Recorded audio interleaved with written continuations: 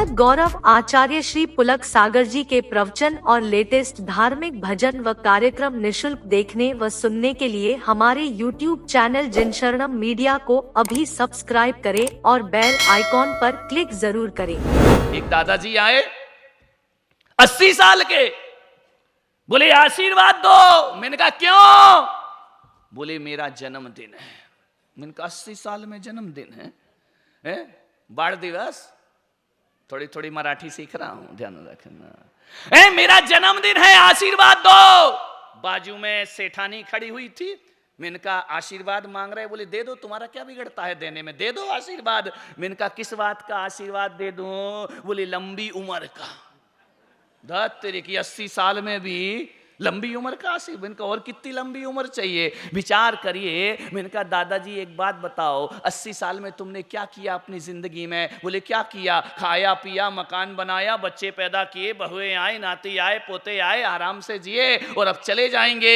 मैंने कहा 80 साल में तुमने ये किया, 80 साल में तुमने ये किया है, अब 20 साल और जी के तुम कौन सा बड़ा लाल किले पे झंडा फहरा दोगे? मैंने कहा काय का आशीर्वाद चाहिए? लंबी उम्र का आशीर्वाद। मैंने कहा दादाजी घिसट घिसट के 80 साल जीने से अच्छा 23 साल का भगत सिंह होता है जो फांसी के फंदे पर देश के लिए झूल जाया करता है। जीवन इतना लंबा बना के क्या करोगे? 100 साल आता है ना वो जन्मदिन, तुम जियो हजारों साल, साल के दिन हो 365 तो कट नहीं रहे, 50,000 कहां से काट लेगा आदमी? ऐसे ऐसे डायलॉग बोले जाते हैं। अभी मैं तो सोचता हूं ऐसा मुझे कोई आशीर्वाद दे तो मैं तो बद्दुआ ही समझूंगा कि 50,000 एक साल में। तुम जियो हजारों साल, अरे 365 दिन कटना मुश्किल हुआ करते हैं। मैं आपसे कहता हूं कि जीवन को सार्थकता से जियो। लंबा जीवन जी के क्या करोगे? मैं पुलक सागर एक संदेश आपको दे रहा हूं।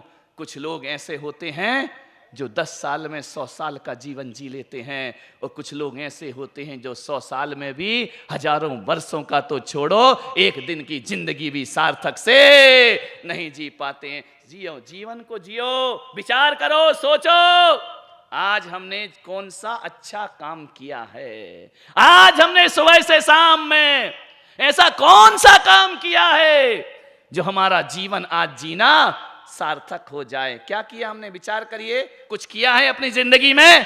खाए हो, दुकान गए हो, पैसा कमाया है, परिवार बनाया है, कौन सा बड़ा तीर मार लिया तुमने? ये सब करके ये मकान बना लेना कोई बहुत बड़ी बात हुआ करती है क्या? भोजन कर लेना ये कोई बहुत बड़ी बात हुआ करती है? एक बात विचार करिए, ये भोजन का सुबह से शाम में तो एक कुत्ता भी पेट भर लेता है। ध्यान रखिए, हमने पेट भर लिया तो कौन सा बड़ा काम कर लिया है? रहने को मकान बनाया, मकान तो एक बया चिड़िया भी बना लेती है, उसको भी आदमी की हवा लग गई। ध्यान रखना, एक बया चिड़िया होती है ना, जब वो घोंसला बनाती है 1 मंजिल का नहीं बनाती, आजकल वो भी ग्राउंड फ्लोर, फर्स्ट फ्लोर। मैं सोचता हूं यार वो चिड़िया कैसे घोंसला बनाती होगी। एक चिड़िया से जिंदगी सीखिए, एक चोंच से 3 काम किया करती है। ध्यान रखना, उसी चोंच से अपना पेट भरती है, उसी चोंच से बच्चे का पेट भरती है, और उसी चोंच से अपने घोंसले का निर्माण किया। वो कौन सी आर्किटेक्ट थी? अभी आए एक सज्जन, बोले आर्किटेक्ट है, मैंने आशीर्वाद दिया, बहुत सुंदर अस्पताल बनाया है, लेकिन मैं सोचता हूं वो चिड़िया ने कौन सा कोर्स किया होगा? विचार करिए। आज के आर्किटेक्ट को बोलो कि एक बड़ी बिल्डिंग तो बना के दे देगा, लेकिन घोंसला बना करके बताओ, हवा के तूफान में भी घोंसला नहीं हिला करता है। कैसी कारीगरी और डिजाइन की जाती है, ऐसा ध्यान रखिए। आपका साइंस फेल हो जाएगा यदि बया चिड़िया का घोंसला देख लोगे कैसे बनाती है, बनाते जाती है। ना कोई पढ़ाई, ना कोई इंजीनियरिंग की, ना कोई स्कूल गई, फिर भी इतना सुंदर घोंसला बना देती है। तुमने मकान बना लिया तो कौन सा बड़ा काम कर दिया अपनी जिंदगी में? बच्चे पैदा, अरे ये तो जानवर भी पैदा कर लेता है, इसमें कौन सा बड़ा काम कर लिया है? मुझे तो हंसी तब आती है कि जब आदमी को बच्चा नहीं होता तो भगवान से मांगता है, भगवान एक बच्चा दे दे। मैंने आज तक किसी भैंस को नहीं देखा कि भगवान से मांग रही हो एक बच्चा दे दे, बिना मांगे भी उसको बच्चा हो जा। ये कोई बड़े काम नहीं कर रहे हो तुम लोग। मनुष्य कौन होता है?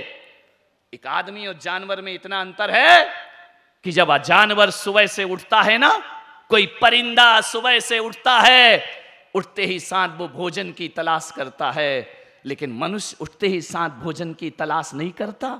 यदि सुबह से उठते ही नाश्ता देखोगे, आते ही साथ प्रवचन जब होगा लाओ पहले नाश्ता दिखाओ क्या बना है, ध्यान रखना वो मनुष्य नहीं हुआ करता है। मनुष्य कौन होता है? अरे जानवर वो होता है जो सुबह से उठते ही भोजन की तलाश करता है, और मनुष्य वो होता है जो भोजन से पहले भजन की तलाश करता है, परमात्मा का सुमरन करता है, वह मनुष्य हुआ करता है। विचार करिए, अपने रहने को मकान हर कोई बना लेता है, मनुष्य वो होता है जो मकान से पहले भगवान का मंदिर बनाया करता है। मनुष्य वो होता है जो अपने रहने के मकान से पहले सेवा का तीर्थ हॉस्पिटल खड़ा कर दिया करता है, वह मनुष्य हुआ करता है। अपने लिए नहीं, दूसरों के दुख को भी मिटाने का। एक बात याद रखना, घिसट घिसट कर 90 साल जीने से क्या मतलब है। चंद जीवन जियो, थोड़ी सी जिंदगी जियो। 100 साल में आदमी वो नहीं कर पाता है जो कुछ लोग 10 साल में करके दुनिया से विदा। संत ज्ञानेश्वर 9 साल 16 साल की उम्र में दुनिया को ज्ञान बांट कर ऊंचाइयों को प्राप्त कर लिया करते हैं, और तरुण सागर जैसे संत 50 साल की उम्र में 100 साल का चिंतन देश को देकर दुनिया से विदा हो जाया करते हैं। मान्यवर, सोचना है आपको क्या कर रहे हैं हम अपने जीवन में। एक ही बात याद रखना, जिंदगी में लंबाई का कोई महत्व नहीं हुआ करता है। कितने वर्ष जिए इसकी कोई कीमत नहीं है, कैसे जिए ये महत्वपूर्ण हुआ करता है। जीवन में लंबाई का नहीं, जीवन में गहराई का महत्व हुआ करता है। तुम कितना गहरा जीवन जी रहे हो, ये जिंदगी की सबसे बड़ी उपलब्धि हुआ करती है। अरे ऊंची मीनार बनने से कुछ नहीं होता है, जीवन को गहराई तक पहुंचाने का प्रयास करिए। सोचना है आपको। मान्यवर, लोग कहते हैं संसार बहुत बड़ा है, मैं पुलक सागर कहता हूं संसार बड़ा नहीं है। तुम्हारी वासना बड़ी है, तुम्हारी इच्छाएं बड़ी हैं, तुम्हारी आकांक्षाएं बड़ी हैं, तुम्हारी नीयत बड़ी है, वो कभी पूरी नहीं होती है। जब देखो तब और मैं पुलक सागर कह रहा हूं, और करोगे जिंदगी भर रोगे। एक बार दिल से भीतर से बस कहना सीख जाओ, जिंदगी का आनंद अपने आप कभी बस निकलते ही नहीं है मुंह से। मंदिर भी जाओगे, सामायिक करोगे, प्रतिक्रमण करोगे, माला फेरोगे, भगवान का नाम लोगे, और दे दे और दे दे और दे दे और दे दे, सारे जमाने का दे दे तो भी तुमको संतोष नहीं मिला करता है। ध्यान रखिए, बस कहने की कला सीख जाओ, जिंदगी सार्थक और सफल हो जाएगी। मान्यवर, विचार करना है। ये मन जो है ना, वो आकांक्षा में जीता है, और शरीर आवश्यकता में जीता है। मन की कहीं पर चलने वाला फिर पीछे पछताएगा। मन की कहना मत मानो।